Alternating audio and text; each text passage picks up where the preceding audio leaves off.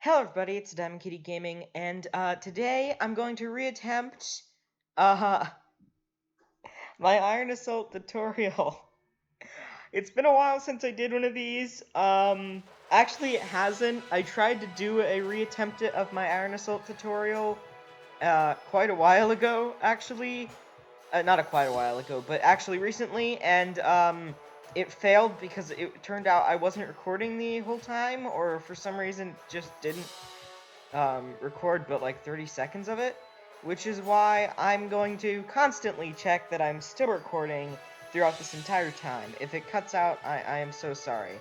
I'll try to get over the basics as quick as possible. And so we're gonna choose. So once you load into the map, you're going to pick a country. So there's a bunch of countries. You can pick them by clicking on them. If you can't click on them, that's a glitch, and you're going to have to leave the game. That will probably get fixed probably soon. Or somebody else has already chosen that one. Yeah, that's right. But I think that appears when you say it. So we're going to choose the Soviet Union, also known as Russia, this huge thing, because it's probably the easiest country to do a tutorial with, so I can show you how to do this. So, first things first, when it all loads in, the first phase that we get once it sets it up is Purchase Units phase. So you can purchase your units, your troops, your fighting forces at a city. So golden one like this, or a silver one like this. Or if you don't have a city, you can build one. I'm going to build one right here, so I'm going to build one. And one right here in Vladivostok. You can see that's that territory down in the bottom right corner. So, building a city costs 10 resources. You get resources, you get different resources per turn. So in a turn, there's three, wait. Yeah, in a turn, there's three phases. So purchase units phase, move units phase, which is what we're in right now, which means that we can go like this, and we can click on a unit and click on one of these and do that. Another thing that you can do with all your units once you move them together is you can merge them by clicking on it, then clicking this button down here in the bottom right, and then clicking on these cyan things. Keep in mind you can only merge with your troops. So next we're going to go through the act of declaring war. So declaring war, we're going to click on Tenatuva here. We're going to click on this country here, and we're going to click on their flag right there. So we're going to click on this, because this is a button, and then you're going to, this is basically the entire panel of actions you can do with them. So we're going to click declare war, and we're going to click on this guy since we're in attack phase. Keep in mind you can only move units in move phase, and only attack in attack phase, and to attack you must have troops on the border of the territory you're trying to attack. For example, you can attack Tanatuva with a troop all the way over here. So we're going to click on this guy, we're going to click that red crosshair that you just saw up here over him, and then we're going to click again, and we're going to move into that territory there. Boom. Since Tanatuva only had one territory, they just surrendered, and we have them under our control now. You might have noticed that when I declared war, this went down 10%. We had 100%, and now we have 90%. That's our productivity. If your productivity gets too low, you start to get rebellions, and countries start liberating themselves and fighting against you, and all that bad stuff. So to up your productivity, what you're going to need to do is you're going to need to click on your flag or click on one of your territories and then click this flag here. You're going to click this again, this button, and then you're going to this is your decisions menu instead of your actions menu. So decisions will have a bunch of different decisions that you can choose. And to do this, you can choose any one of these. Once you hover over one, you'll see what they do. And another thing is political standpoints. We'll get into that later, but we're going to choose Establish Industrial Army. These cost political power. Each decision costs political power. Political power you get per turn, just like resources, and it's this green one right here. So another thing that we can do, let's see what we can do here. I'm just going to quickly check that we are recording because it happened last time that I happened to not be, and I did through a whole thing, and then I rage quit because... let's see what we can do now. We're going to... Whoa. I just flung myself up into the air. Since I'm communist, you can see your ideology up in the top left. We need to make an alliance with another communist country. You can make alliances, and then once you make an alliance, that ally, once you declare war on another country, will start fighting for you and fight on your side and such. But you can only make an alliance with non-aligned countries or countries that are the same ideology as you, unless it's another player. So, for example, you can see the ideology of another country by clicking on them, and then they're right below what they're owned by. So, for example, selected territory, Zimbabwe, owned by the United Kingdom, and the United Kingdom is democratic.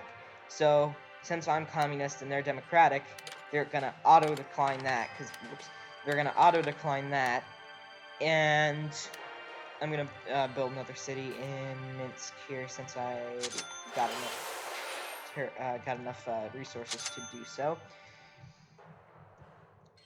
But we need to find another communist country so I can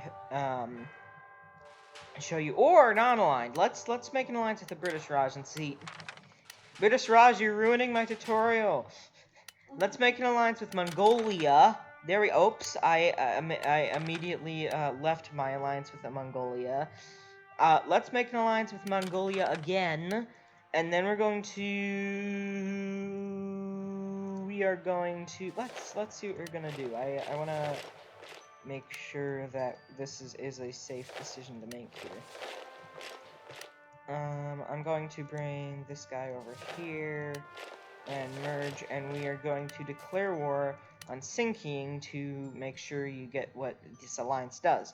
So to declare war, now you can open up this thing. These are your notifications. They show up like when anything declares war on another thing, or if someone surrenders to another part, like that. So basically, now that we're in alliance with Mongolia, Mongolia also declared war on sinking.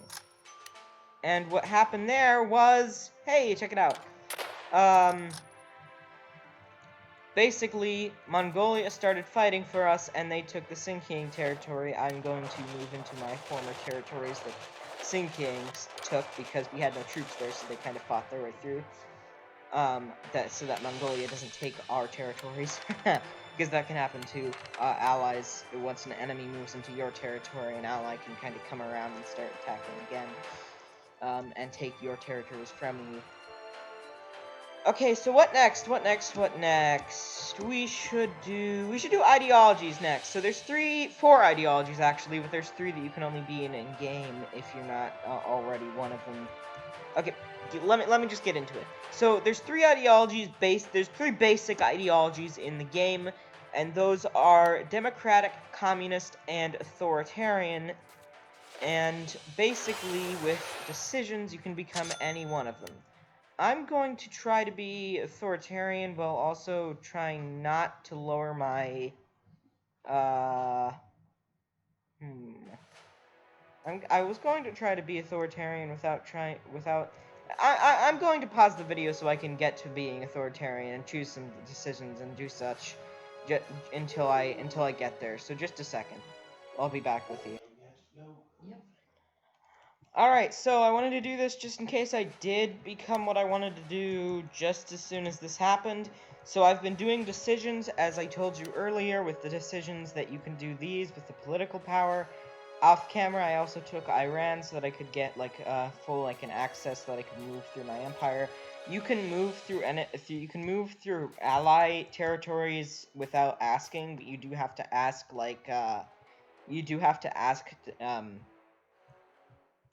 countries that aren't your allies if you can move through their land, and sometimes they'll say yes. Most of the time, if they're weak, they will, but sometimes they won't, so you'll have to find another way around. So I'm still communist, but I did raise my authoritarian. You can see your political ideologies here. this is democratic, this is communist, this is authoritarian, and this is non-aligned, to 50%. So if I do this a little bit more, I should be able to get slightly more. Yep, so see, now I'm 70% because I raised it like 20. So now I'm gonna quicken up the pace a little bit, time-lapse it basically, because only a host can do that. I also want to point out that AI countries can make alliances with other countries as well, such as this. Liberia made an alliance with Slavic.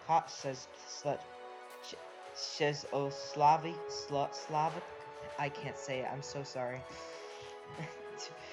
The Czech Republic, that's also Slovakia, made an alliance with Liberia, or vice versa. I'm not sure which it was, but they made an alliance with that. So if you attacked one of those, the other country would get ticked off at you as well, and such like that. Also, I also want to point out that over the course of a few rounds, AI countries with no city will eventually build a city, and AI countries that already had a city will just be charging up in their cities already, so they won't make another. However, I can do this still as I'm a player, so I can go like this and create another city at any time. So I am still a communist, sorry, and I need to make more authoritarian decisions so that I can continue to do this. I am going to time-lapse it still. It won't take that long.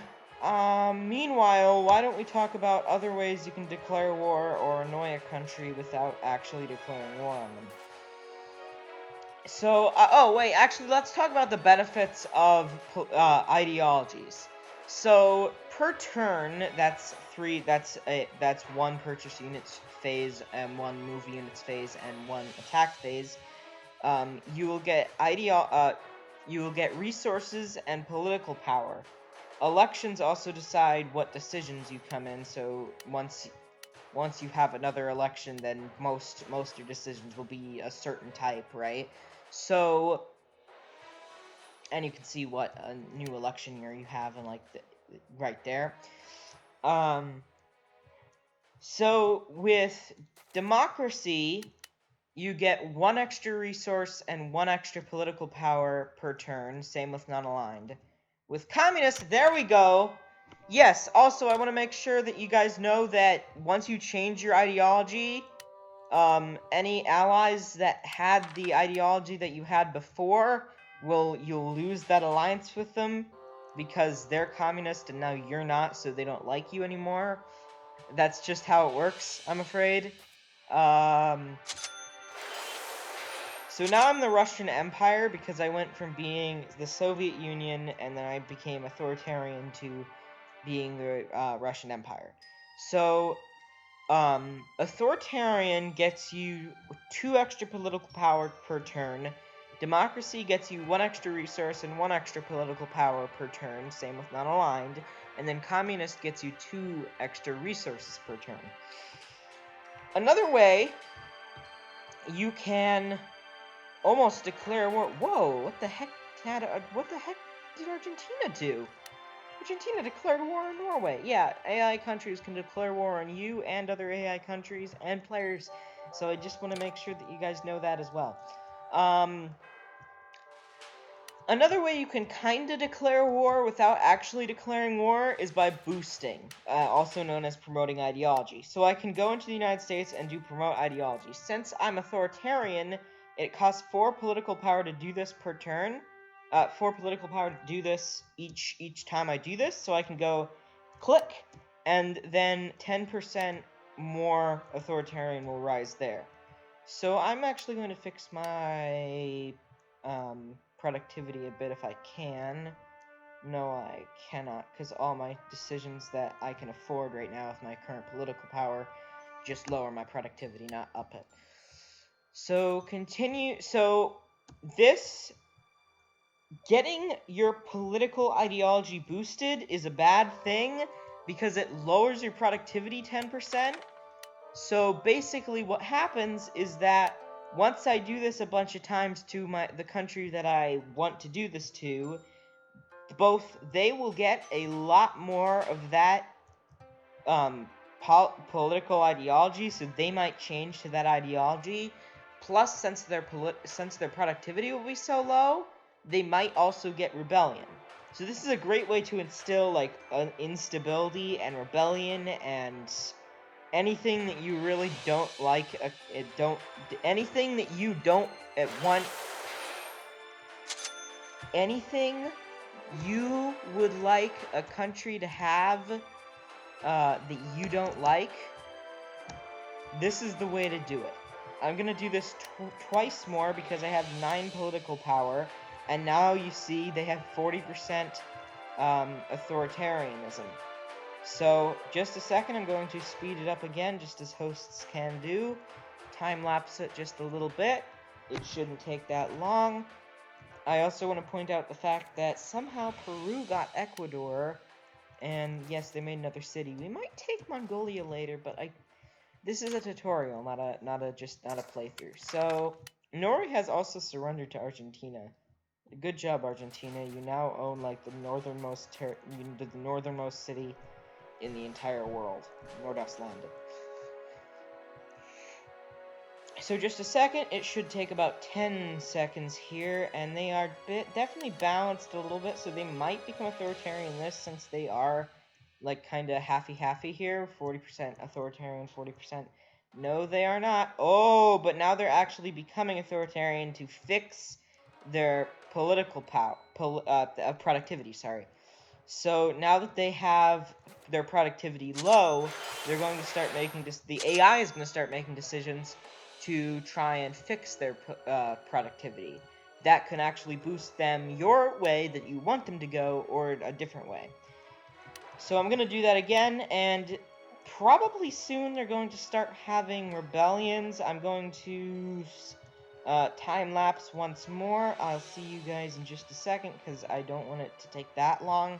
So, just a second here. We are back, and indeed, check out what we did. Free American Empire, guys. That's what we did.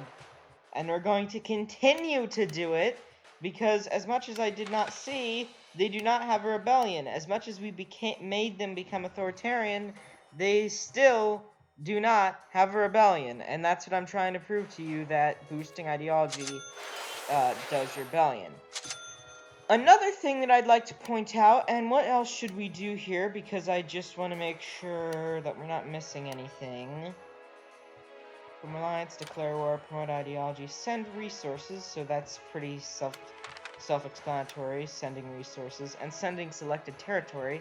So sending selected territory is basically like if you're a tiny country with no land, like Andorra here, I could send them, let's send them just a tiny part of, I could do this, and they might accept, or might decline. They did accept, so now they own this territory. They own North Saharan, since I sent that to them. So that's how you do that. Basically, you click on a country, then you do this, and then you click on a country, open it there, get ready to do that, click on a territory that you own, and then you push that. Keep in mind you can't do this during attack phase. Another thing that I'd like to point out is research. Just as soon as we get another rebellion instilled, research. And then we need to focus on... Actually, after rebellion, I'd like to go to boats. Because not a lot of people know how to actually get across water to attack. That's one of the main things that I see noobs like not understanding, is like, how do I get across the water to attack? How do I move my troops across the water? And everyone's like, buy a boat. How do I buy a boat? So I already showed you how to do purchasing units, but I did not show you how to do anything else. Another thing that can happen is, it's basically a rebellion, but it's not really, is that another thing can become liberate themselves. Oh, yeah. So first I want to make, I'm gonna do Crimea a city, then build a boat here. Oh, wait, no, we already have a boat. Yeah, you can buy a boat with 5 resources in the same city that you can buy troops in. as you just saw me almost do before I realized that I had naturally spawned into the match with a boat still on. So I still have a boat. So I'm going to move the boat into here, merge the troops with the boat, and now I can go across water. You can't go across water without a boat. So, with a boat, I'd like to attack a country that only has an island, so naturally we're going to go to the Caribbean.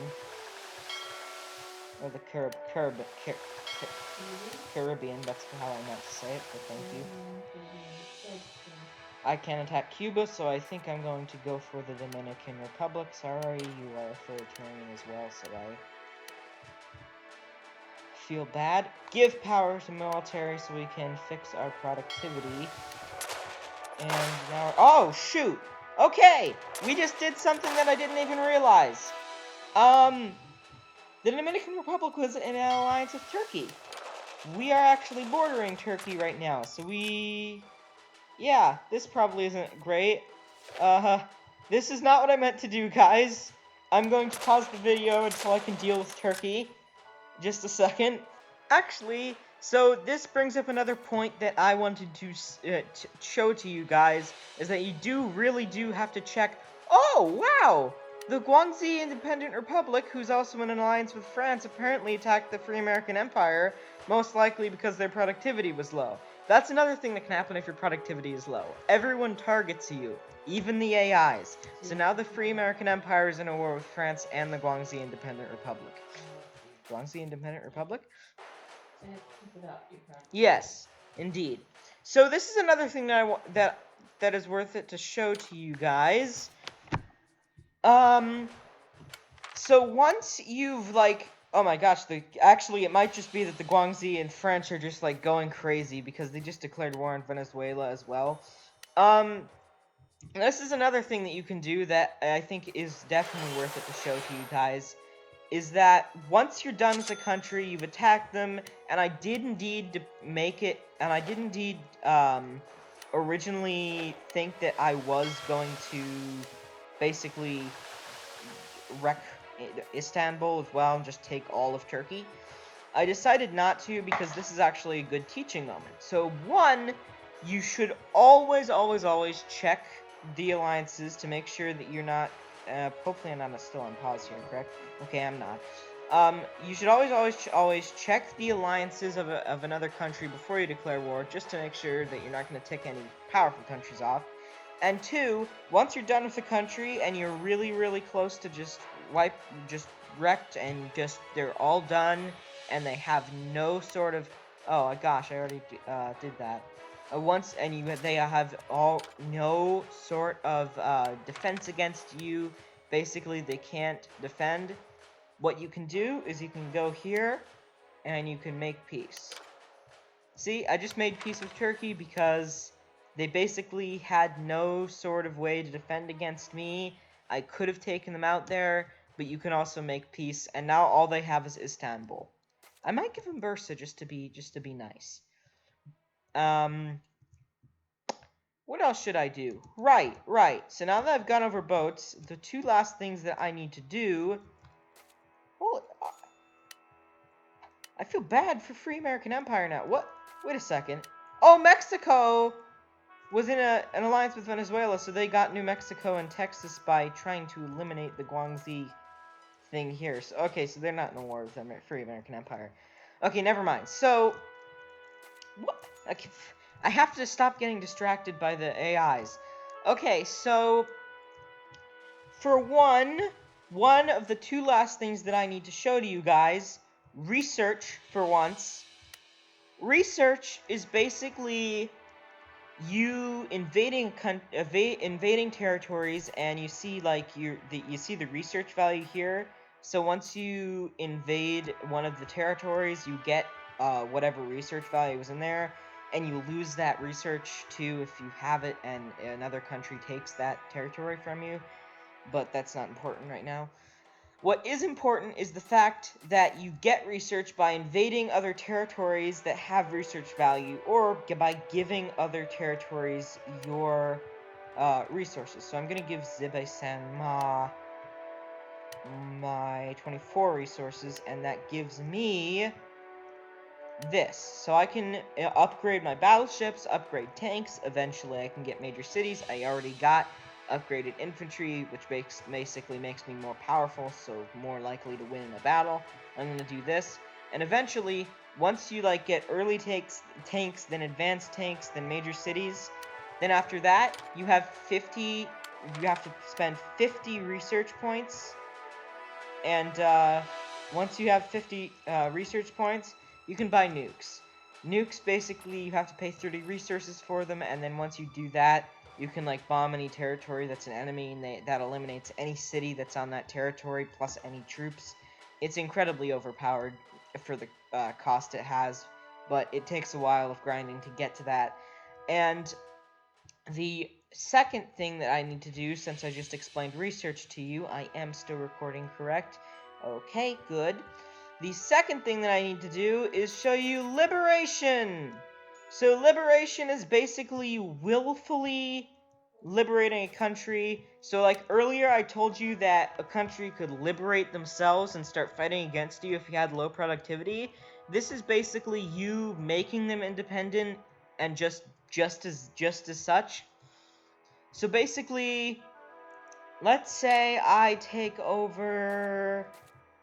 Let's actually do this. Let's actually take over, and I will. Don't worry for poor Estonia here. This is the point I'm trying to make here, that they're not all gone. So I'm going to fast forward a little bit.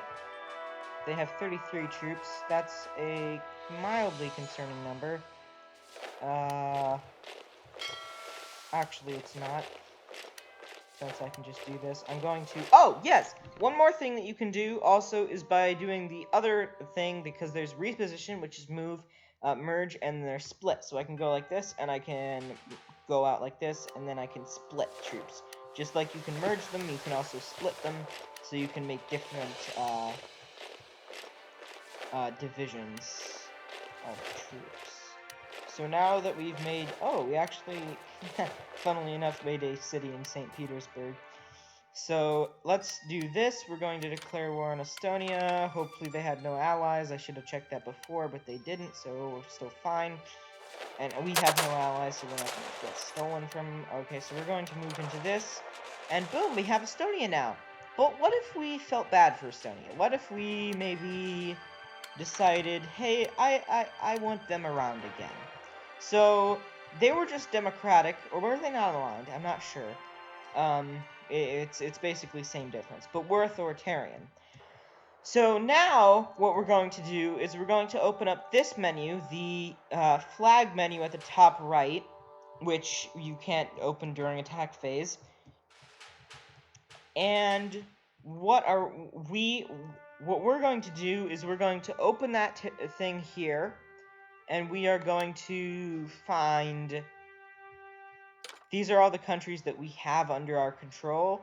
We're going to find Estonia, we're going to liberate them, and they are going to become whatever ideology that we are, and immediately after liberating one, you can actually, they will auto make you an alliance. And then for good measure, we're going to give them St. Petersburg, and how about... well, we won't have them get Pskov. I don't know how to say it. And that's about it. That's about the basics of Iron Soul. If you have any other questions, please let me know down in the comments below if I missed anything. And I will see you in the next one. Goodbye, and I hope this little upgraded tutorial that's a little bit better did indeed help you guys in learning. It's a complicated game, but once you get it, it's quite fun. And, yeah! Thank you for watching again, and I will see you in the next one. Goodbye, this has been Diamond Kitty Gaming Video, and I hope you enjoyed. Bye!